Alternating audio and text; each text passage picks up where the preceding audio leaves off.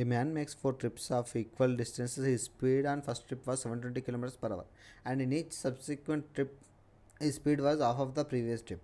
What is the average speed of the man in these 4 trips? Actually మనకి ఇక్కడ ఏమి ఇచ్చిందంటే ఓన్లీ ఫస్ట్ ట్రిప్ అనేది 720 km/h వేగంతో వెళ్తే రిమైనింగ్ ట్రిప్స్ అనేది హాఫ్ ఆఫ్ ద జర్నీ. మొత్తం టోటల్ ట్రిప్స్ అనేది ఎంత? 4 ట్రిప్స్ అన్నట్టు. మనకు టోటల్ 4 ట్రిప్స్ అన్నట్టు. 4 ట్రిప్స్లో ఫస్ట్ ట్రిప్ వాజ్ ఈ స్పీడ్ ఇన్ ఫస్ట్ ట్రిప్లో దాని యొక్క speed S1 is equal to 720 km/h.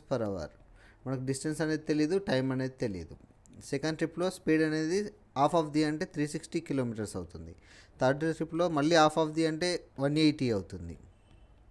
In the fourth trip అనేది S4లో 80/2 అంటే 90 కిలోమీటర్స్ అవుతుంది. మనకు స్పీడ్స్ తెలుసు, బట్ డిస్టెన్స్ మనకు తెలియదు కాబట్టి మనం డిస్టెన్స్ అనేది ఎల్సిఎం తీసుకుందాం. LCM of 720 + 360 180 90 will be the 720 kilometres. Distance will be the averages. అంటే ఈ ప్రతిసారి S1 స్పీడ్తో 720 కిలోమీటర్స్ వెళ్ళినప్పుడు టైం అనేది ఎంత పడుతుంది అంటే 1 hour.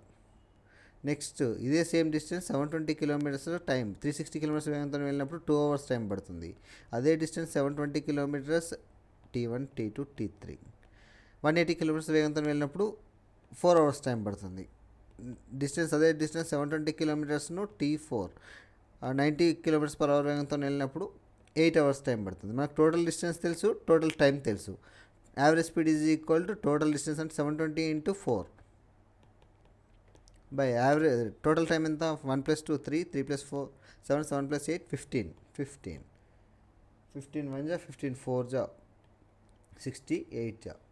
Average speed is equal to 48 × 4 4 4 जा 60 30 192 km/h.